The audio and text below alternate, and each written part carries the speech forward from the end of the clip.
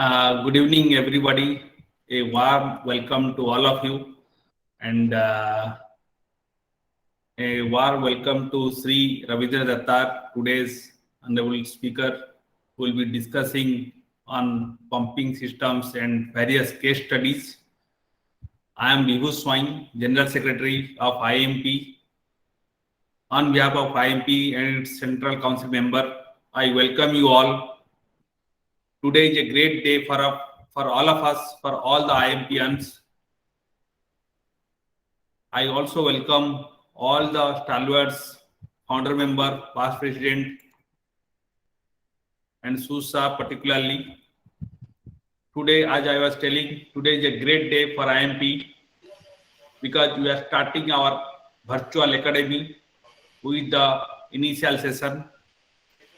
And in the Central Council, we have really worked hard, particularly SUSA and other team member. And we want to start virtual academy in such a way that all the future professionals will be IAEMP certified professionals. There will be technical studies, there will be case studies, and in future we are planning to conduct assessment test. Then we are planning to give e-certificates, and also there will be a lot of Q&A session, and we intend to upload this video in IAEMP YouTube, and we intend that this knowledge sharing session will be available to all of future energy professionals. Now, whoever wanted to be qualified under IAEMP, they have to pass a test, and accordingly we can issue diploma certificate or certificate on energy professionals. So, and we intend to create a good skilled energy professional so that can be handy with good amount of practical knowledge, theoretical knowledge, and they can work in the industries. They can be part of the energy audit team where all our AEA energy auditor will be working. We also intend that this skilled manpower or this skilled energy professional will have opportunities to work with all our certified energy auditors. So this is the purpose of IAEMP Virtual Academy, and it is a great day that we are starting it today with Sri Ravindra Dattar Sahab speaking in the first session.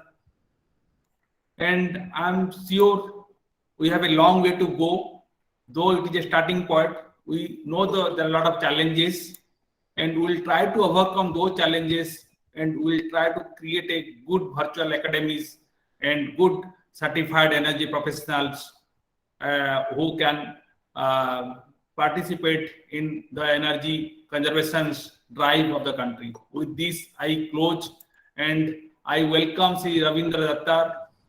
He is a BTech in chemical engineering and a product of IIT Mumbai. He is an accredited energy auditor and also a lead auditor under ISO 50001. And he is very well conversant with energy management system. He has published more than 50 articles and papers on energy conservation, energy efficiency in national and international journals.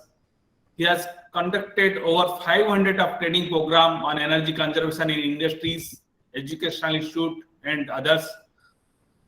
And he has almost conducted more than 1,500 energy audits and energy conservation studies in various parts of the country, as well as in Sri Lanka, Thailand, African country, United Arab Emirates. We have a great pleasure that he is with us today to deliver his sessions. Without any further delays, I request Sri Ravindra Dattar Sahab to have his to take up the technical sessions. After that, we can have a closing sessions by SUSA. Thank you, and welcome, Dattar Sahab. Yeah, good evening, everyone, and thanks a lot. I must thank IAEMP for giving me this opportunity. I am now almost on the verge of retirement, so I'll be glad and happy to share my experiences and case studies with you in IAEMP. And I wish all the best for the latest activity that IAEMP has undertaken. Now, before not spending much time on the talk, let's go to the topic. I'll share the screen. Yes, sir. You can share the screen. Yeah. Control is there. So I hope the screen is visible now. Not yet, sir. Not yet, sir.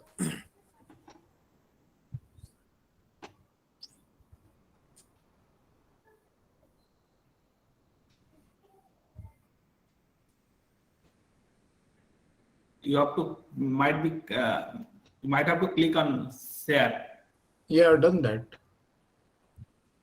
Select that and again share. No, I'm not able to do that actually. Maybe it's not. I need a permission probably because it says. PowerTech should give the permission to share the screen. Well, I can't share it now. No, you need to give the permission to share, Mr. Ravindra sir. Yeah, you have to make him the meeting host actually. Co-host.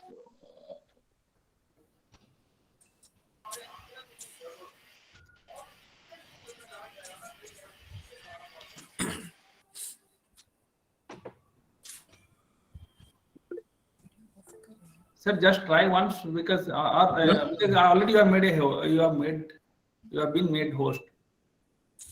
No, I'm not able to do it. If they're only not able to do that. It doesn't come. There should be a share thing. I cannot click. I can only click cancel when I go for the share screen. Sir, there is a present now is there. Yeah, right. Present now when I say entire screen, no, I'm not able to say share. Okay, now it is there. Okay, yeah, it's there. I hope you can see it now. Is it visible now?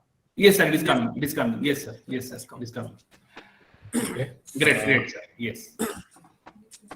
See, I'll not spend much time on fundamentals because most of you would be aware of basic things. We'll touch upon that and go to case studies. I have about 9 case studies now in this presentation, which we would like to share. So fundamentally, we should know certain things about pump. When we talk of pumps, I'm not going to go in construction and other details, which anyway most of you would be knowing, and that anyway is not a part of our auditing activity.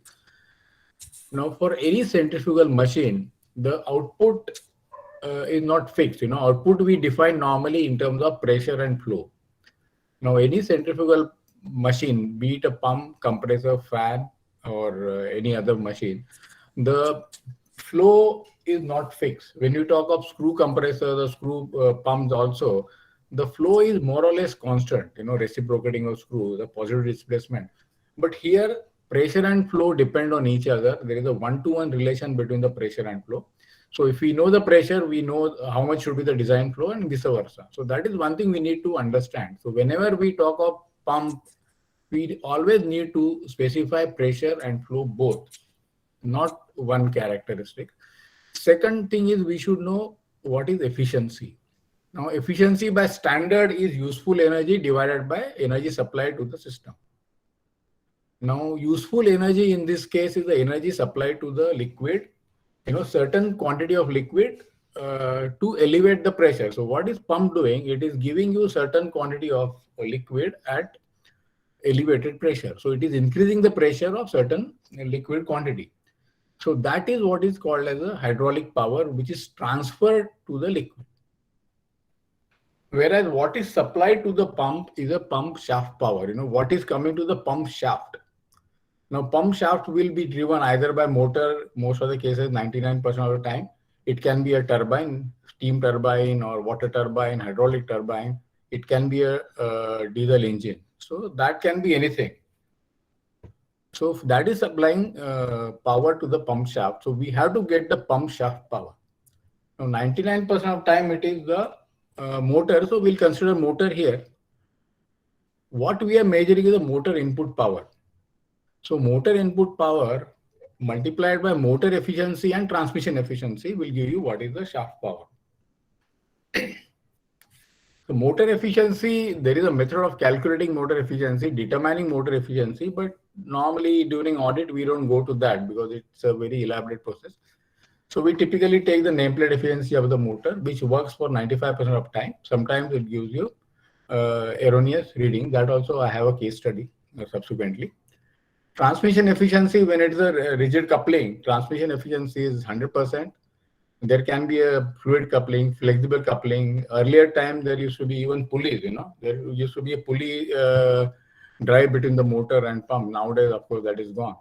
So depending on what kind of transmission we have between the motor and pump, there will be some losses, and that losses need to be considered while computing the shaft power. If we don't do that, we might end up, trying to make a correction somewhere else. A pump may not have a problem. If the motor efficiency is down and we assume and we don't consider that, then we might end up looking at the pump when actual problem is with motor. So that is why we need to understand this concept of motor and transmission efficiency. Another most important and many of time neglected is net positive suction head. I'll touch upon this later also, but it is basically the head required to avoid cavitation in the pump. That's what we'll see now. I have another slides which will come in subsequent, maybe in 5 minutes of time. The next thing we should understand is the system pressure. So what is the system pressure? Because we are pushing the liquid, certain quantity of liquid through the system, it is going to have certain resistance, and it may have some elevation across the piping system. So that consists of a system pressure. System pressure, of course, we'll see again in subsequent slides. So I'm not elaborating more now. Then comes the performance and characteristics curves of pump. So each pump will have a performance curve that is dedicated to that pump. It can be a test curve or it can be an actual curve that will give you the flow efficiency and other parameters. Whereas characteristics curves are standard curves that also we'll see in the course of slides. Then end of the curve parameters. This is another concept. I'll explain that when we go to that particular slide. Now here again, I want to stress that we should understand that centrifugal pump output is varying. It is not constant. It will depend on what is the pressure requirement of the system. And accordingly, efficiency also will change. So neither efficiency nor flow or pressure are constant for a centrifugal pump. It will keep on changing depending on how the pump behaving. And the most important thing which we tend to oversee is the pressure controls the flow. It is never the flow controls the actual operation of the pump. The actual operation gets controlled by the pressure. Although all the curves you will see, now even here you will see that H2 curve, x-axis is flow and y-axis is head. So that gives the impression that the flow is controlling, but it will never happen that flow is controlling. It is always the pressure that will control. Even BWE books, and I also will share some slides, that it is very clearly seen that head or the pressure is what is controlling the system operation and not the flow. Now, this is something we need to clearly understand and keep in mind while we are working on the pumping system. So as I said earlier, this is a standard curve of any pump. We'll have the as the pressure goes down, the flow will increase, and vis-a-vis as the head increases, maybe by throttling or by resistance or whatever it is, the flow will start reducing till it comes to a point where the flow will be zero and head will be maximum. So this is called as a shutoff point. This is a point normally manufacturer will give also, and you can see from the curve, this is a shutoff head. So that is the head developed by the pump when the flow is zero. So this can actually be done. This is one of the quick way of seeing if the pump, impeller and pump is all right. If you just throttle the valve fully and if you get a shutoff head, 99% of time, it means the pump is working properly.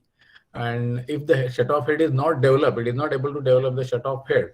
In that case, that means there are some issues with the impeller, because otherwise it becomes very difficult to do the measurement. We don't have instrument. This is the simplest way of doing it. Now let's come to the NPSH part.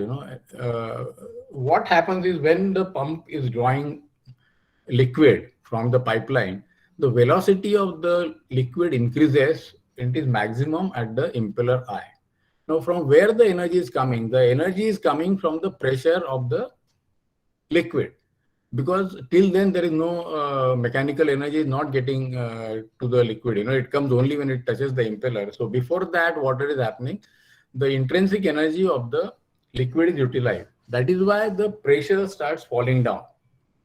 So as we go near the eye of the impeller, the pressure will fall down and it will be the minimum at the eye.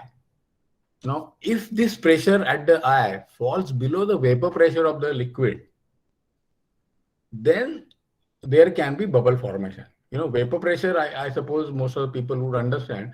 It is it depends on the temperature, basically, vapor pressure. And if it falls, the actual pressure at the eye or anywhere in the pump piping or inside the pump falls below the vapor pressure, there can be vapor formation. The bubbles will form. The liquid will actually start boiling to that extent. Not physical boiling, but there'll be some bubbles formed to that level. Like when we are heating the liquid on a gas, initially you have some bubble formation. So like that, there'll be some bubbles are formed. Now these bubble will get carried along with the liquid through the impeller veins. Now here there is an increase in the pressure. As it goes through the impeller veins and hits the casing and tries to come out from the top, the pressure is increasing. The kinetic and velocity energy is again converted back to the pressure energy. So as the pressure increases, these bubbles burst because they cannot withstand higher pressure. The pressure had dropped. That's why the bubbles are formed. That's why there was a bubble formation, which will basically collapse. And when the bubbles collapse on the pump casing or on the impeller, it will have kind of pitting thing. So you can have the small dots kind of thing formed on that. That is called pitting. Now, if it happens regularly or continuously or for longer time, it can damage the pump and casing. Now, this phenomenon is known as cavitation. If the NPSH, the pressure falls below the NPSH, there is a bubble formation. That bubble formation, the bubbles will get collapsed as they flow along the pump, causing a damage to the impeller and casing. Now, this is what is called as a cavitation. So manufacturer will always provide you what is the NPSH required so that cavitation doesn't happen. So if you see the pump curves, you'll always get this kind of data. Now, this is physical. This is a diagram I've taken from internet. Basically, it shows the pressure. Now, this is the point A, where it is just about NPSH or slightly less than NPSH. So as it goes to the pump eye, the pressure falls down below the vapor pressure. So here there is a bubble formation. Then subsequently, as you can see, the pressure is now going up as the liquid flows along the pump. So here the bubbles will start collapsing, leading to cavitation. I am sharing these slides so you will have this detail later on. You don't need to do any other activity. This PDF is already shared. Now this is what is the pump curve. For whatever pump is purchased, this is what will be provided by the manufacturer. It's his responsibility. If he is not given, we can always ask him. Now x-axis, as I said, is a flow rate, and y-axis you have all those parameters. So first on the top will be head. So at different flow rate, what will be the head developed by the pump? Now head developed by the pump is the pressure developed across the pump, and it is always expressed in terms of liters, the meters of liquid column, because head is developed irrespective of the density of liquid. It will develop certain gravitational head in terms of meters of liquid column.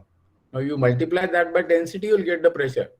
So whether you are pumping mercury or whether you are pumping kerosene or whether you are pumping water, the height elevation would in meters the value will be same, the head.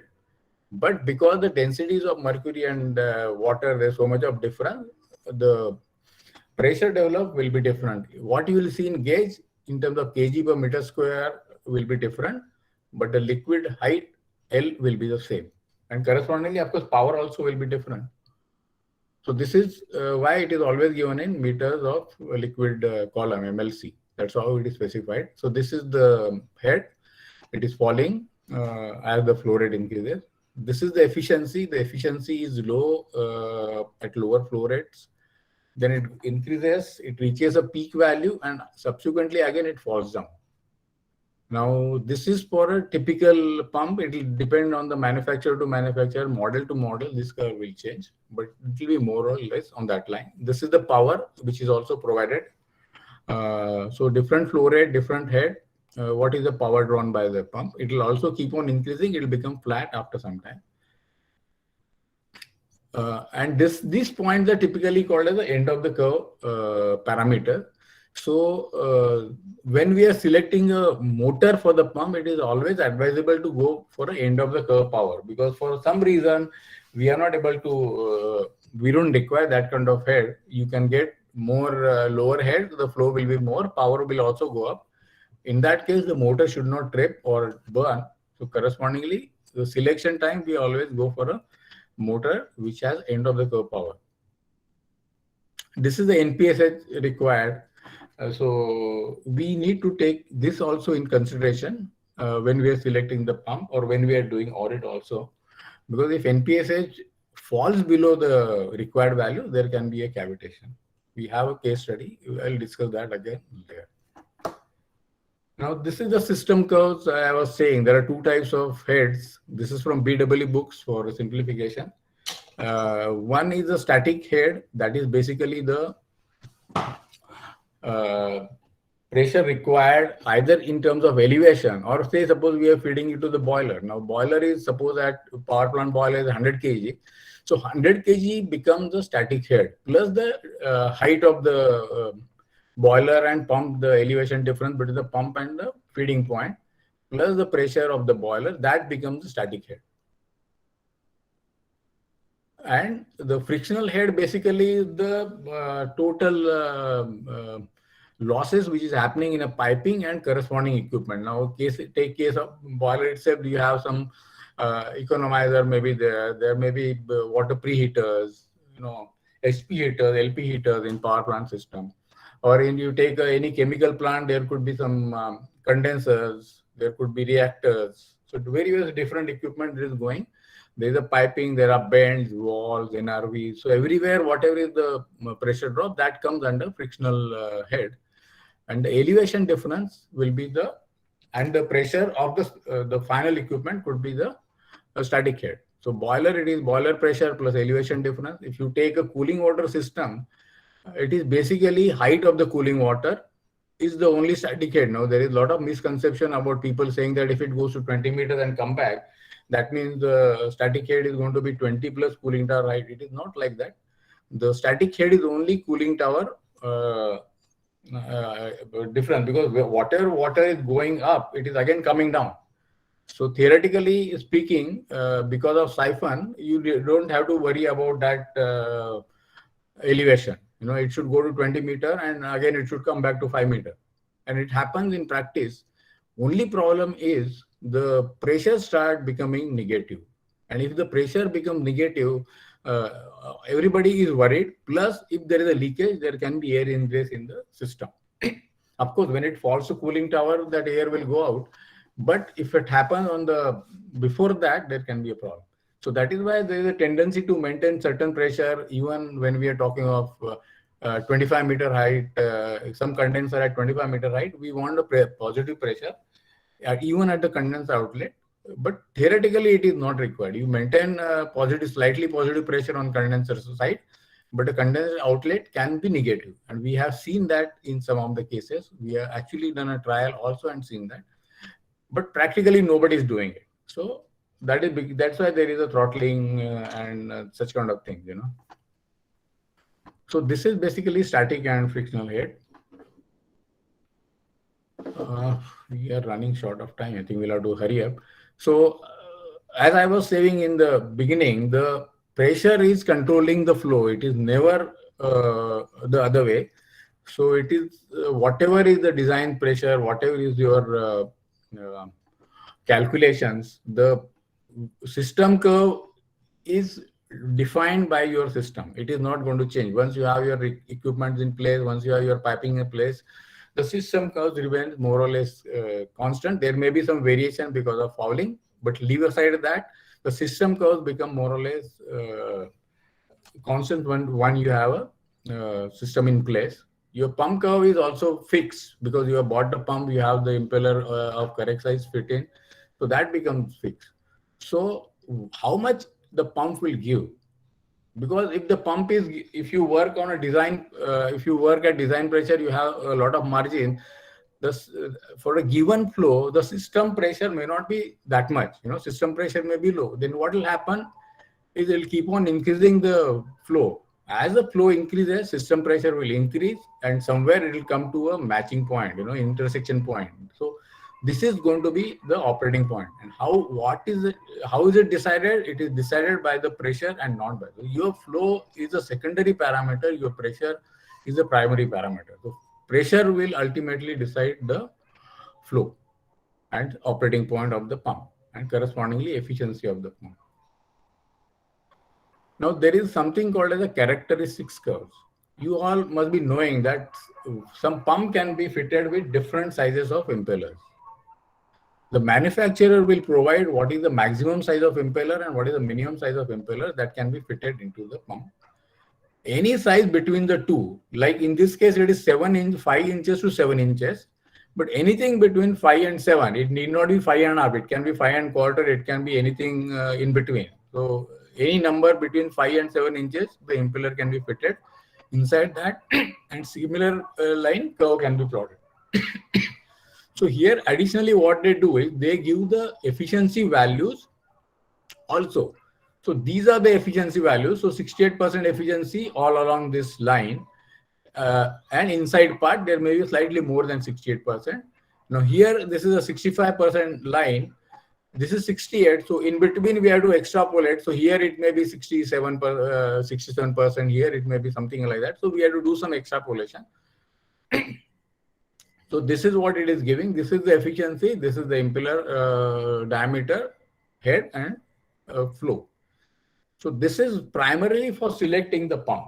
When you are buying a pump, we need to know what kind of models are available, what should be the impeller size. For that, these curves are provided. Also, when we have these curves and we know how we need to change the impeller, from this curve, we can find out what is the correct size of impeller for our application. This is basically the characteristics curves for the pump. Performance curve is for a given impeller diameter provided by the OEM, and this is a generic curve for different sizes of impeller provided by the manufacturer. Now we'll go to the case studies now. The first one is on throttling. This is the most common thing. I have been doing audit for 30 years, and even now we see that there are throttling somewhere or other in the plant. Now, we did audit some time back. I'll tell you, not very long back. We went to a utility cooling water system I was studying. Now, the utility cooling water pressure was around 3.5. Now, looking at utility cooling pressure, 3.5 is phenomenally higher because most of the utilities are placed at a ground level. So elevation is not that much, only cooling tower height. There is no lifting of water. Now, second thing is the pressure drop across most of the utility condensers and heat exchangers is never more than 0.5. Compressor is typically up to 1 kg. But most of the refrigeration compressors and all the condensers, you will see the pressure drops are 0.5, 0.6 kg. Even power plant condensers will have at the most 0.6 kg pressure drop, at the most going to 0.7 or something. So everywhere the pressure drops are not that much. So typically you should have 2 kg, 2.2 kg pressure for the utility. It was 3.5. So we started digging why it is so much. He said, no, there is no throttling. You see the cooling water discharge pump throttle, there is no throttling. Cooling tower top, there is no throttling. Then we went inside and saw that most of the utility equipment, there was throttling. So throttling gets shifted, sometimes it is at the pump, sometimes it is inside the plant. So when we need to consider throttling, we always have to take around see around the plant if there is throttling. Utility is very simple. We know it should be so much. If it is going more than that, that means there is a problem. But otherwise, process side also, we can keep digging to see if there is a throttling at some inside presses. And if throttling is a direct loss of energy, so you can trim the impeller can be resized or the pump can be replaced to save energy. And I'll tell you, pump running costs are so high that replacement cost also for a pump doesn't come more than 6 months of payback period in most of the cases. And the motor may not be replaced, only the pump can be replaced, because motor efficiency does not fall as long as the motor is running at 50% and above load.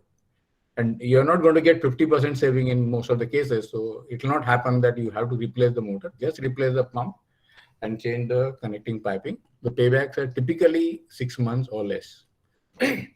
This is the case at one point where we are done the audit. This is the big pump, 8,000 meter cube, 25 meter head, 85% efficiency, 95% efficiency design, motor.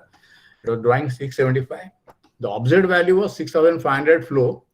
29 meter head was before the throttling, after, because there is a throttling. So before the throttling, it was 22. After the throttling, 29. After throttling, it was 22. So that 7 meter in 29 meter was a throttling loss. Because of throttling, the efficiency also dropped down. Because as I showed in the curve, the efficiency changes when the parameters change. So the moment you are operating at 29 meter head instead of 25, the efficiency had fallen down to 70%. The flow had come to 6,500, and it was consuming 772 power. So then what we did is we resized the impeller to get this 22 meter head, 6,500, because 6,500 they were running. The 8,000 design was higher than what is required. So 6,000 was meeting their requirement. So we said go for 6,500, 22 meter head, and 84% efficiency. There's almost 37% saving in that particular case. Now, this is also an interesting case. We did audit for one of the plant where we carried out the study. We found out the efficiency of the pump. They said, no, there was throttling. Then impeller was resized. Everything was done. And we got a good saving in that. Well and good. So when we studied the pump, the efficiency was still low. Because what happens, as we have seen in this case also, when you resize the impeller, the efficiency is going to be different. It is not going to be the same. Same thing happened here. This was 85% efficiency pump at 800 meter cube. The required was 25 meter head. So when as per the design itself, the efficiency came down from 85% to 70%. So they did everything what they did. They got a good saving because there was a throttling which was eliminated. So they got good saving, but it was not complete saving. They could have saved more by replacing the pump, because this particular pump was not suitable to operate at 825 meter head. It was designed, it was good for 830 meter. It was not good for 825 because design efficiency was 70%. And they were getting 70%. So you see this, they were getting good. So there was no problem. But by replacement, they could additionally save around 17-18% of the power. So they did the replacement, because you see the 15 kilowatt saving, if you see for this kind of pump, the payback period comes somewhere around 8 months or 9 months. So it becomes worthwhile changing the, So that is why when we are talking of resizing the impeller, we have to always see what is the efficiency we are going to get after resizing. If that efficiency is on the lower side, then we should consider replacing the pump by taking incremental saving. We don't take full credit, don't give full credit to the impeller, the new pump, because okay, you can save some money, and maybe if there is a financial crunch, go for a impeller trimming as a first step. And maybe later on, when the funds are better, when you see the economics is here also, then go for a replacement. But always consider this, that impeller resizing, the efficiency is going to change. This is what I was talking of for the cavitation. This happened in a steel plant. They had a big cooling system. All the water was collected in a underground pit, 5 meter depth. They were having gravitational issue, 5 meter depth. The pit, it was coming. From there, it was pumped to the cooling tower. And that they had pumps were on the ground level. There's a there was a piping on suction side. They didn't have vertical pump. The pumps were at ground level, and it was sucking from the pit, which had a 5-meter depth, and the water was going to the cooling tower. And they had a level-based on-off system. They had, when the level is full, the pump will start, and when the level is almost empty, the pump will stop. Now, what happened is, when you say level is almost empty, that means the liquid height was almost about 4.5 meter from the pump level. The water temperature used to be almost 50 degrees, especially in the summer. And the NPSH requirement did not meet. So that led to pitting and damages to the impeller, dropping the performance. So when we did the study, we found the efficiency to be very poor. Then we said, what happened? What is the issue? And then they told us all this is what has happened. Then they opened one of the pump, because these are big pump. They opened one of the pump and they saw that there is a cavitation issue, pitting problem. So then we discussed why it is happening. Then they told us the same as control system, as I was saying, that this is the control system where you have this is happening. Then I told him you have two options. Best option is you increase the minimum liquid level. You don't stop the pump when the level goes to 0.5 meter or something. Stop the pump when there is a 3 meter liquid height in the tank, and start when it goes to 5. So you maintain at least 3 meter or 3.5 meter liquid level, so that there is no cavitation issue. Alternatively, you can go for a VFD, but VFD doesn't make sense because it's not required at this level. With VFD, you can always maintain 4 meter, so if it level goes above 4 meter, the RPM will increase. If it goes below 4 meter, the RPM will come down, and you will always have 4 meter there. But efficient operation of the pump may not be there. So they went for on-off type. So these are the typical values. This is a design 1500 meter cube flow, 20 meter head. This is what happening. 85%. These are design condition. So they were getting only 1000 meter cube. So they had to run 1.5 pumps. So they had 2 pumps, and with level control, the operation was about one was running for almost full time, another was running based on whatever is the level in the tank, and that was about half the time it was running. So head develop was 18, that was the required. Efficiency had fallen down to 50%. It was drawing. The total power went to 1.63 because 1.5 pumps were running. So what we did was, as I said, they changed the impeller and casing. They put Karo coat or something. With that, casing was repaired, impeller was changed, and the control system was in place. That instead they were maintaining minimum 3.5 meter level. With that, they got back that 86% efficiency, got 1% better, and there was almost 42% saving. So pitting is not very common, but I have seen it happening at least in around 50-60 audits so far. So it can be a culprit, and we should always look at the possibility, especially if there is a liquid temperature is higher, or if it is sucking from the lower level, 2 meter, 3 meter below the pump level. It may damage the casing also, no, sir? Yeah, it damages the casing. Yes, it damages the casing. It damages the impeller. Both can damage.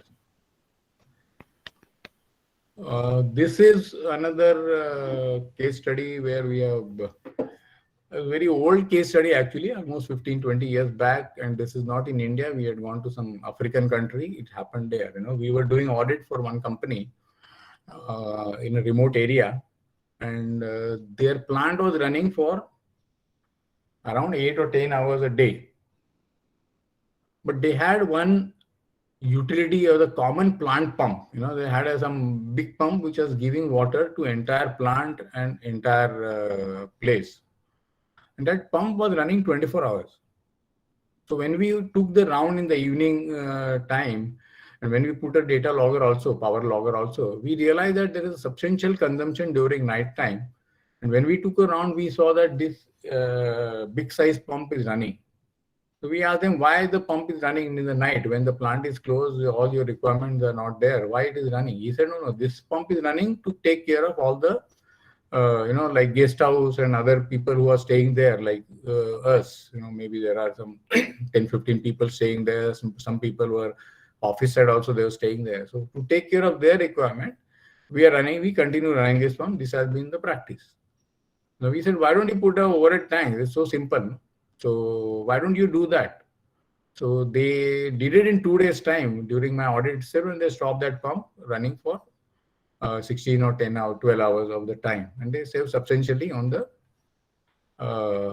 pumping power. Now, of course, this is an extreme case. This will not happen in today's world, but still we are seeing it happening. There's a plant pump giving water to entire places and running at fluctuating pressures. We have seen that the utility water pumps, plant pump, not to the cooling tower pump, those pumps operating. When we did a data logging, we are seeing the pressure varying from 3 kg to 5 kg. You can imagine that kind of variation because the requirements are very fluctuating. At night or some other time, the consumption is very low, but the pump has to run to meet the requirement. So in such cases, normally we suggest VFDs where you have 24-hour requirement in the plant, but it is fluctuating, and always think of going for a VFD. It's not a best option, but it will save whatever it can do, because when you have varying load, you cannot keep changing impeller or you cannot keep doing anything else. So best option is go for a VFD, design the pump for an optimal running condition, and rest of the time let it run with lesser or better efficiency. So this is typically the case for varying utilization. This particular case, they could stop the pump for 14 hours, and they could save substantial amount of money here.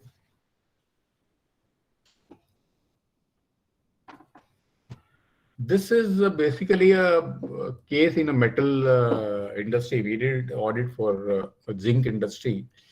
Normally iron, zinc, all this industry is a lot of dust formation, and zinc dust is zinc over dust are very erosive, and that would basically end up in a cooling tower also, because whatever you do, cooling tower has an open is sucking air all around, so it also takes some dust. So when we did audit for the pumps, we had some 10-15 pumps, and there was a considerable variation in the efficiencies. Some pumps were having 80% efficiency, some were having 70, some were having 20, some were having 40. So we discussed with them saying that this is why should it happen? Then said, okay, that may be a problem. Let's open some worst case pump and see what is there. So when we opened that pump having some 30-35% efficiency, literally nothing was there. Because of the zinc dust, or that whatever dust was coming, it was literally eroding the impeller. So we suggested them two things. One is they should have a very good quality side stream filter. Side stream filter is something where you circulate part of the water to remove the suspended particle. Second thing is select the MOC such that it can take care of the erosion.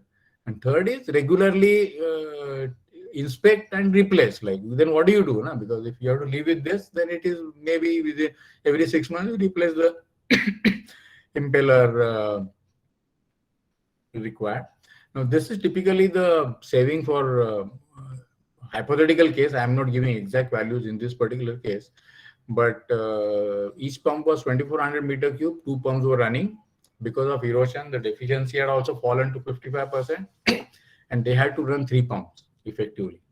So they were consuming almost 500 kilowatt of power instead of 324. It came back to 324 because the rest of the things are more or less same, and they save 35% of the power. Now, these numbers I am giving here are not exact. I'm not, because there are multiple problems in one pump. The impeller also has to be throttled. There could be impeller also has to be changed. There could be a problem of damage to impeller. So I just don't want to mix up the saving of 2 or 3 things in one. So I'm giving you a simple, straightforward things. It is not always that design is 2400. We are getting exact 2400. I'm simplifying the sheets for better understanding. That's all. Another thing is parallel operation. Now, parallel operation, we have to clearly remember that the pressure developed by the pump is going to be same. Come what may be, the header pressure is same and the piping pressure drop is expected to be same. The pump discharge pressure of all the pumps running in parallel is going to be same. You do whatever you do in design part, it is not going to help. People have that kind of habit. We have seen a lot of places where they say, okay, this pump is of 24 meters, this is 25 meters, 26, it's okay, no problem. You just connect it. And they connect pump with higher pressure, lower flow also in the same system. Now, it is basically not going to help. If you have a lower capacity, flow can be less, but the head has to be same what is going to be required. Otherwise, it's not going to give you that much of output. And that when output changes, your efficiency also is going to change. And that is what happened here. They had two pumps of different capacity. I'll go directly to the Excel sheet. There are two pumps running. One was 125, 100 meter, 1000 meter cube, 25 meter head. Another 800 meter cube at 20 meter head. Now, it is obviously not correct to connect these pumps. They connected that. Now, 25 meter was their requirement. So this 800 meter cube pump was just giving 250 meter cube, running at lower efficiency and consuming additional power. So it doesn't make sense to connect these two pumps. They have to be of same head. If you need this 1800 meter cube, you put both 25 meter, because this is how it is going to happen. If they are not developing same head, means there is a problem in a piping. That also has happened. I'm not taking this case here, but it has happened. We have seen that pump discharge pressure is different, but they are connected to the common header. Means what? The header has a problem. The interconnecting piping has a problem. So you have to have same pressure, discharge pressure when the runs are running parallel are here. So in this particular case, there was a margin in the pump impeller. So they increased the impeller size, and with single pump, they could get 1250 at 25 meter, 85% efficiency and save 18%. So just by changing one impeller, they could get this kind of saving. So payback was few days. This also is a slightly old case study, around 15 years back. What happens, we normally, when we study the cooling tower or cooling water systems, we also used to do it, and we now also do it. We take the liquid height, whatever is the cooling water liquid height, that we consider as a suction pressure. Take the discharge pressure and calculate the differential head, which is a standard practice. We have done it here. There also we did the same way. And then we found out that efficiency is not correct. Then we told him, please do something. Then they said, okay, we'll check this one. We'll check open one of the pump. So they opened the pump, they found everything was all right. Then we said, then what happened? Then we said, let us now investigate, because pump is clean, but efficiency is not coming. Let us try to investigate. Then we said, okay, let us measure pressure at each point. So then what we did is we measure the pressure at the pump suction, because normally in cooling tower, there is a strainer, then there is a piping, then there is a inline strainer with jali. After that, it is connected. Sometimes there are walls, and then it is connected to the pump suction.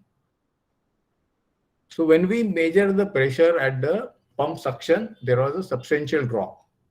So the cooling tower height was some 3 meter. We were getting minus 0.2 or minus 0.3 kg in the pump suction. So that means there was almost 0.6 or 0.5 kg drop in the strainer, which is very high. Now it happens, why it happens. One was this, in this case, it was clogged. There was a lot of dust. They had not cleaned it properly. And that is why it is there.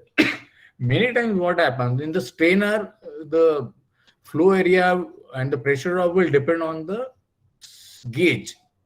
So if the dirt is more, the engineering people tend to put a finer size mesh inside. Now the moment the mesh is changed, the pressure drop changes. Now that is something which is not really realized in many cases, and that leads to a drop in suction side, which gets unnoticed. So here you can see this case particularly, they had to run 2 pumps instead of 1 because the pump was giving half the flow for this head because of the pressure drop, which was hidden. Now head developed 40 is basically it was hidden, no, because of this problem. Actual head was more because if you take that the 5-meter pressure drop in the strainer, this would be 45. So it was actually, although we are seeing it at 40, it was actually 45, and that was dropping the efficiency, making them run 2 pumps. So they changed the strainers and they made some arrangement for parallel operation. They put 2 strainers and some additional piping modification to ensure that the line doesn't get clogged, and with that they could save straight away 50% of the energy. Now this again is an extreme case. We will not save 15%, 50%, but we are seeing typically 15 to 20% saving in some of the cases because of the wrong size of strainer or clog strainer. So we have made it a practice to measure the pressure at the pump suction. We have a differential pressure gauge. I also recommend you also, if anyone is doing audit, you should think of that differential pressure gauge, and you measure the pressure at the pump suction and pump discharge as close to the pump as possible within the limit. This is it's almost similar line. We had a damage, clogged filter strainer. Now here it was a damaged NRV. We are doing audit. We measure the when we studied the differential pressure when it was coming. Earlier we measured it after the NRV. There was a problem. Then we said, why it is happening like that? Then the NRV internally had damage. The pump delivery side, there was a non-return wall which had got stuck inside and leading to effectively higher pressure drop and lower flow rate in the system. So similar way, exactly same thing was happening. When we measure the pressure drop across NRV, it was 6 meter, which was, you can see the 6 in 18 is 1/3. So straight away 1/3 there was getting lost in the process. So that is another point we need to look at when we are doing the study. Any fitting, I said even in piping, sometimes we have found higher pressure drop because the piping is designed for certain flow, and then the flows are higher. Sometimes the wall gets stuck, gate wall gets stuck. So anything can happen. So pressure drop, we should measure at the pump suction, pump discharge, and header. So between the pump discharge and header also, we have found sometimes higher pressure drop. Of course, I'm not taking that case study here, but that also can happen. So we need to measure these pressures to analyze if there are any losses in this small system, because that system is very small. Take cooling tower to cooling water discharge header. How much is the system? Not much, but there can be a problem. We have seen this happening at many places. Even Mumbai airport, when we did audit, we found chill water piping strainers were choked. You can imagine that because they had no provision to clean it. It was running all the time, and because chill water is supposed to be clean, but those strainer also was closed to clog to the extent of 0.6, 0.5 pressure drop. This, I think, is the last case study. I think we're running out of time also. Yeah, so this is the last case study. This is very rare, but can happen. Now, this happened in one of the plants where when we did study, we found out the efficiency was marginally less, but we could not identify the reason. One part was motor efficiency was low and the motor was rewound 2 or 3 times. So then we said, why don't we do the motor efficiency test? So BEE has given certain procedure by which we did a quick efficiency test, by measuring the RPM, by decoupling and measuring the RPM and all that. And we found that the efficiency had dropped down by almost 5% because of 2-3 times rewinding. Maybe the water, some water was spilling over that. There were some issues with that. Because each rewinding, there can be drop of 1%. So 2-3 rewinding means 3% drop. And maybe the rewinder was not good. So it was 85% efficiency, which was leading to the power had gone up. Pump was all right otherwise, but efficiency of motor had gone down. So they replaced motor with high efficiency motor, I think 90, 95, 92.5 some efficiency, and they got about 10%. So motor efficiency can also be bad, but it is very rare. This is probably very rare case where we have seen that efficiency of the motor has gone down, but it can happen when everything else looks good. This also can be a culprit. I think with this we'll complete the presentation part. We already taken, I think, more time. I don't know. These are the 9 studies I have covered. So we can go to the question answer. I have given some how to do pump audit, but I think most of you know it and it is there in the presentation. So if there are any questions or anything, I think we can take that. If it is possible. Only sometimes, even the velocity in the piping, is higher. Yeah. So maybe the pipe sizing, which has not been decided, properly. Yeah. If the velocity is more than 1 meters per second in the piping, Yeah. it means so that also impacts the system. Friction losses will be more.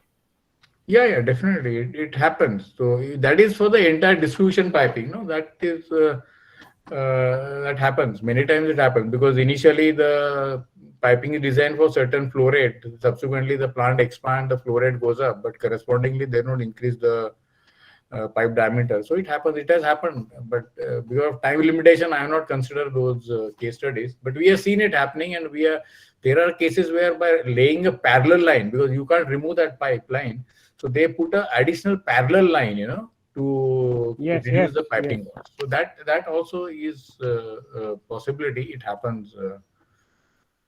And in some of the cases, from the design stage itself, they put a higher size, factor of safety is taken higher. So they will put the pump and motor of higher size than the required at site. So I mean, say that also becomes a efficiency issue. Yeah. See, that is always a problem. The design time, they always keep big margin because MEP consultant is or any other consultant, he doesn't pay for the operation cost, and his money is linked to the, he has to give guarantee, and his money is linked to the total investment. So they will always push for bigger capacity equipment. It happens, and that is where that throttling happens, because ultimately when the pump runs, it runs. We have seen the case where the pump used to trip, motor used to trip because of the overload. There are so much of margin that it will go to the maximum power and then it will trip. So then there is a throttling. So all the throttling happens because there is a design. People have a margin. Process people keep a margin. Design people keep a margin. So everybody keeps a margin. Yes. But that's a good idea. I mean, say always, normally we used to keep a differential pressure gauge or transmitter across all strainers. Yeah. You should always see if it is available. Many times there are no tapping, but if the tappings are available, we always now measure the this one, across the pump correct. and across the wherever we have a doubt. Design point of view, also they should take care of putting providing a provision for the tap for connection of a DP. Yeah, actually they should do it, but you know how the Indian industries is. We have seen at some cases where they were actually deciding the cleaning frequency based on delta P. So there are people who are like that, and there are people who just don't have anything. No, in our Indian Oil, we had piping and all this. So we had, we used to, I mean, so that is the requirement that we have to provide a DP, and then we clean. If it goes more than 0.7 kg or so, we have to clean it. Yeah, Indian Oil is a different league. When we talk of normal industry in India, they don't have such kind of elaborate system. Yes, there's absolutely nothing. Sir, one question in mind. Dautarji, there are so many others. Yeah, boliye Sir, multi-stage case study or efficiency of the multi-stage pump feed water pump of boiler. So, have you done, sir, any this audit for this pump? Yeah, we are done already. I think only we have to see what is the time available. We can have one more session, or we can have one-to-one discussion. Multi-stage also, we can. We are done at many places. There is a destaging possible. There are recirculation, ARV leakages issues are there. So all kind of things we have seen, and there are One case studies session available. can be designed for that, sir. Actually, Hmm? that one session required for that. I think multi-stage pump. Yes, sir. We did with the Petronet MHB when I was there. Actually, the pump was of 11 stage. So we removed 2 stages because that much pressure was with the flow. I mean, say the throughput was less. So I mean, say what for it was designed for the flow rate, the present was not required that much. So we removed the 2 stages. It was 11 stage pump at Naraya, basically near Mangalore, and 2 stages we removed, and we could I say we could lesser power we could utilize that. So yes, that's a possible trimming, and trimming basically will improve the, I mean say will reduce the flow, as well as if you remove the stages, if the head is not required, that also saves energy. Yeah, power plant it is very common because the design pressures are generally very high. No? So destaging is very common because VFD is not able to save as much because the constant pressure required, static head is very high. But destaging is done many times. So yes. Sir Ravindra sir, just one more Yeah. doubt. As we are, Yeah. as you said, the trimming of the impeller to avoid the throttling of the valve. Can we apply the same principle for the multi-stage pump if think that there are two stage, 3 stages are there? Can we reduce the same in the same ratio to trim the impeller in See, multi-stage pump? multi-stage, first thing you have to see whether the number of stages can be reduced. No, that depends on what kind of application you have. If the number of stages can be reduced, that is the better option because that will not impact anything else. Sir, if there is Then, only 2 stages, if there is only 2 stages where we cannot reduce the stages, in that yeah, case, then you can, yeah, then it is possible. You can consider impeller trimming also. with the It is same ratio, possible. both impeller should be that at the same ratio. Yeah, yeah. Generally, yes. Generally, it should be same. But see, any impeller trimming, now it is better to consult OEM because how much to trim, what is going to be the impact of that, OEM will give you a better idea. Or you should have the curves, the characteristics curves from them. Then we can do it our own. But the curves are required, Otherwise, we'll be doing it blindly. But that blind thing can may not be good because it can impact the performance of the process. Okay. Actually, you have to go by the head. What is the head required by the pump? So you cannot remove just like that. So you have to see what is your head requirement, and depending upon that, the destaging has to be done. So minimum that many number of impellers has to be there, which is the required head for that particular process. And impeller by trimming the impeller, we are reducing the flow. Okay, sir, got it. There is a query, Dean School of Dean he has raised his hand. You can have his question. Yeah. Can I talk? Can I say something? Yes, please. Just fortunately, I got the link and I just joined. There was a lot of discussion about the OEMs, and fortunately, by chance, I was the part of one of the leading manufacturers of not only in India, but Indian multinationals. And I have got more than 30 years of experience. Just I want to share in a minute some thoughts, I think, which will be useful to all the audience. For example, one was the trimming of the impeller. So first stage trimming is very important because it is related with the suction. So that is one need to take care, and other stages you can be done accordingly. This was one.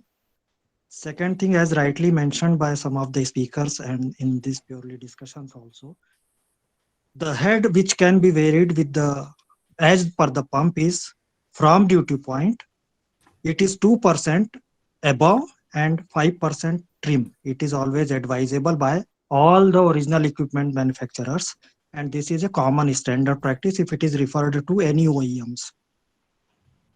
The third point which I wanted to mention is, it is actually the pump like our heart. It shows the indication, it indicates the problem, but many times it is the system which creates the problem. So it is really important to check each and every equipment, every part of the system. Many times first one need to say is how close or how far is the operation from with respect to the best efficiency point. If it is taken care, then many things one can, even at first stage, one can get many information. Thank you very much. Because of short of the time, I would like, as an audience, I thought, I could not put myself away from the discussion. Thank you very much. Thank you. Now, there are a lot of queries in the chat box. If others can also respond, or Mr. Datta, since we in answering, that would be great. Queries in the chat box can be answered by any energy professional or expert on public sector. Now, Mr. Nagaraj Prasad has raised his hand. Anybody can raise their hand so that you can take up the next queries. Yes, Nagaraj, please. You can unmute yourself and ask if any query is there. Yes, good evening, everyone. Is my voice is audible? Yes, good evening. Please go ahead. Yes. Myself, Nagaraja Prasad, General Manager. It is a 15 megawatt power plant which is located in Chhattisgarh. What we are facing is we are having this condensate extraction pump for our condenser. Whenever one pump is in operation, when we take the changeover to the another pump, the another pump also loses its suction, and with the pump which is in operation, that also loses its suction. So what may be the reason and what we have to look on it? So the problem comes when both the pumps are running. No, one pump is running and another is in standby condition. When we plan for a maintenance, we do this changeover process. No, how is the changeover done? You first stop the pump and start the second pump, or you start both the pumps and then stop? We do start the pump first, then we stop the operating one.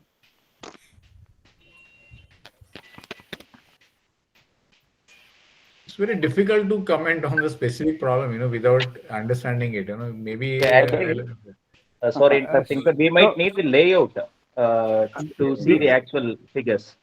No, but sir, if you are, I would say, putting two, it means for some time there is both the pumps are running at the time of starting and stopping, because sometime, during that period the flow required, with the both pumps, because they require, so that's why that they go below the NPSH. So that could be another issue, because so that's why the motors are tripping. Okay. Mr.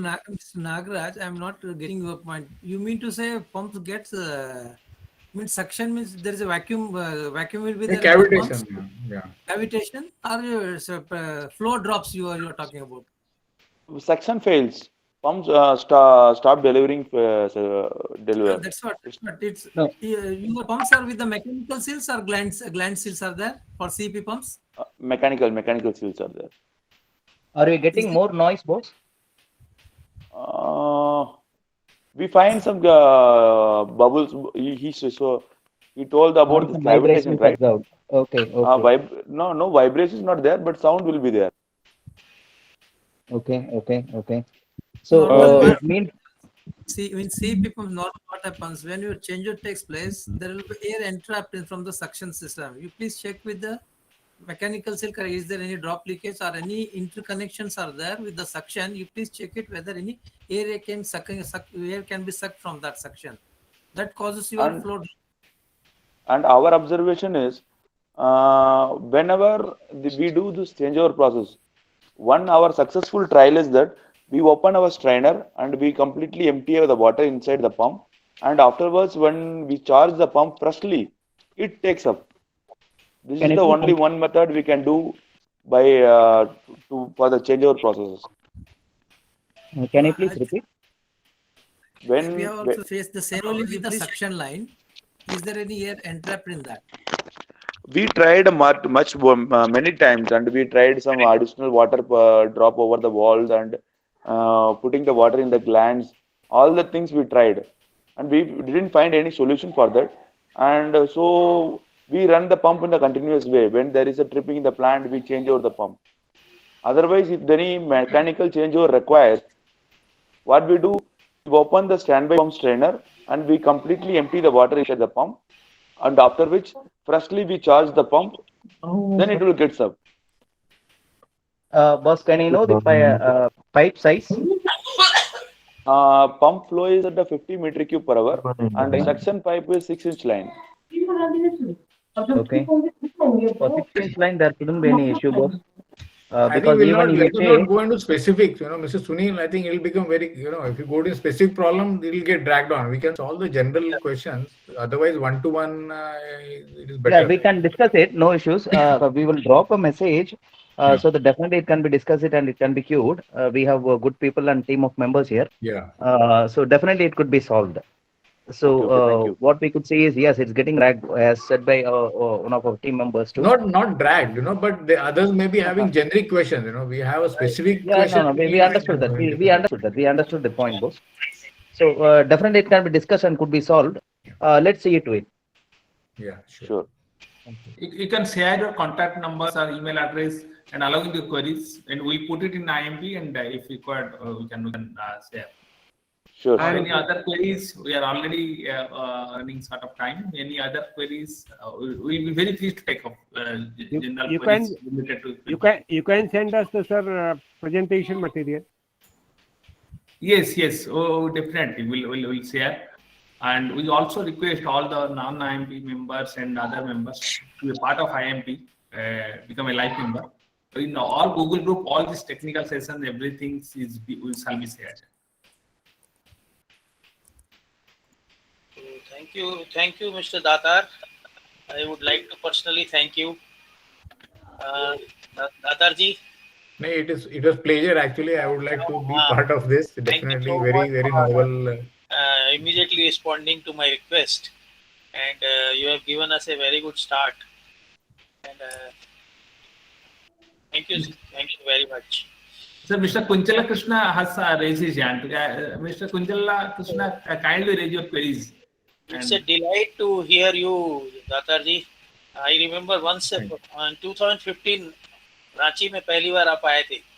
2015 में, Ranchi, we had done very good program on in these instruments, energy audit instruments. Yeah. So thank you very much. It is pleasure. आप बहुत कुछ कर रहे हैं, हम तो बहुत कम है.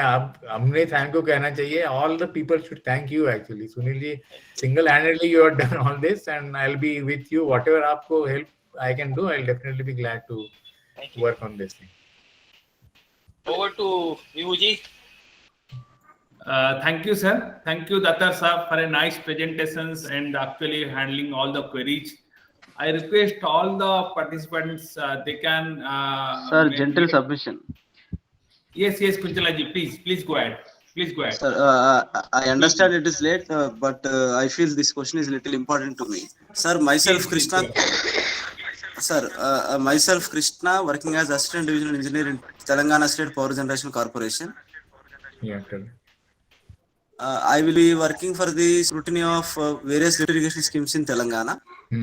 So here what we are facing, the main issue is, as the Mr. Speaker Ravindra sir was telling, the designers who are doing for their monetary benefits, they are enhancing the pump ratings beyond the operation point, taking excess margins, thereby misleading us.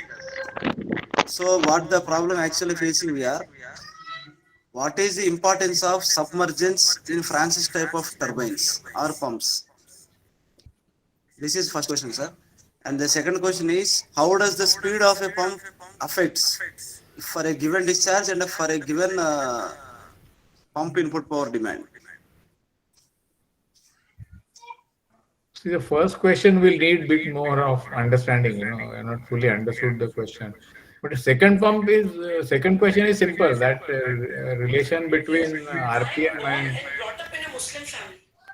flow power is given in the BWE book. The RPM flow is proportional to RPM. Head is proportional to square of RPM, and power is cube of RPM. So if you reduce the RPM by 10%, flow will come down 10%. Yeah, no, sir. Sir. Gentle submission, sir. Actually, they are affinity laws. We well aware that. But the problem here is they are giving, let us say, for 100 meters head and 100 cubics of discharge. In one case, they are taking 100 megawatt at some RPM. Let us say some 200 RPM. For the same operating head and for the same operating discharge, the megawatt rating will be same, but they are changing the speed as if they are conducting model studies. These model studies are being conducted by BHEL Bhopal. No, you are talking of turbine. Yes, sir. Pump. Turbine in the case of lift scheme C, it is pump. In case it is generator, we will call it as a turbine. If it is a lift scheme, we will name it as a pump or impeller. No, but if the pump is different, then the RPM can be different. No, like flow, and even if the flow and head is same, if the pump design is different, the RPM can be different. If it is same, affinity law is only if the pump is same. But if the pump model itself is different, the design of the pump is different, it can be, the RPM can be different.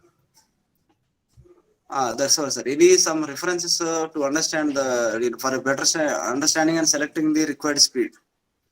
There is where what is happening means by varying the speed, the size of the machine is going to vary. Yeah. If the speed is more, machine will be smaller. Yes, sir. Yes, sir. So is there any criteria for that selecting the speed? No, actually, mechanical side, I am not the right person to say that, and not against BHEL. They have their own expertise. I can only talk from the efficiency and performance point of view. Sir. And one more thing, sir. The first question is level of submergence means generally the reaction type of turbines are supposed to be submerged. Yeah. Let us say the elevation is somewhere about 100 plus MSL, the central line of the pump. Let us say the central line of the pump is 100 plus MSL. That means the impeller should be submerged for at least 5 or 10 meters of water head.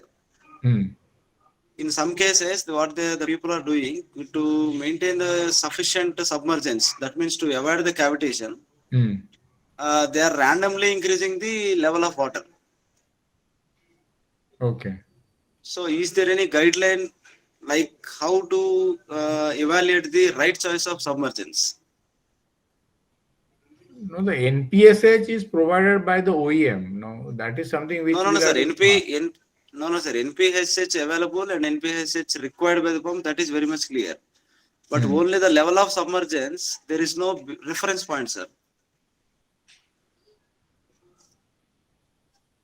No, that can be worked out. No? If it is only for cavitation, then we can work out, because the NPSH required is what you have to provide minimum. We can keep some margin. So if depending on the water temperature, now if the water temperature is going to be varying, then correspondingly we'll have to have some variation in this one. But otherwise, NPSH will decide the submersion level. NPSH required by the pump is what you have to maintain. Sir.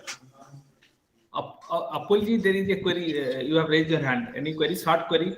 You can send it to me by email. I'll try to reply otherwise, Mr. Krishna. Okay, sir. Thank you, sir. Sir, one more query from Mr. Apul Ahuja. You can unmute yourself and tell. Sir, can you tell me the points from your experiences which is to be considered while selecting a pump, which are the points which is not mentioned in the conventional books? मतलब आपने experience से कोई point बता सकते हैं जो हमको consider करने चाहिए while selecting a pump on general perception में? Yeah, actually the pump should be selected for a best efficiency point. You've seen that the efficiency will keep on varying depending on the HQ curve. So you should select the pump at a best efficiency point. Plus, there should be enough margin on both sides of the curve. You should be able to put a slightly higher side impeller and lower side impeller in the pump. Now, that is what we normally say. Apart from that, it is very difficult, because depending on your head and flow requirement, we can have some guidelines on the likely efficiency of the pump.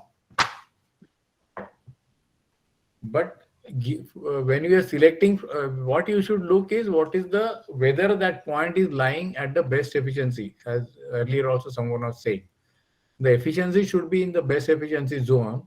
That is one point, and there should be margin on either side for impeller resizing. More so on a lower side, you should be able to trim the impeller later, because what happens is most of the time the systems are old design and you need to trim the impeller. So there should be some margin for trimming the impeller and also putting slightly higher side impeller. That is the two things we look at. And when you're selecting the motor, you should always go for the end of the power motor rating, so that you don't have a motor burning or motor tripping problem. Okay, sir. Thank you. Thank you. I hope there is no other queries, and almost you can all take a copy of the chat box. There are certain suggestions has been mentioned by different other expert also, and it is a great session. It is the first sessions, and definitely I request all the panel members and others can also share their names and all. We can continue a panel discussion in which generic queries, other queries can be answered. It is not we are not ending here. We are in fact starting it here. And thank you, Datar Sahab, for a wonderful presentations and to start the IAEMP Virtual Academy in virtual mode. And we have mentioned our Google link and online application forms.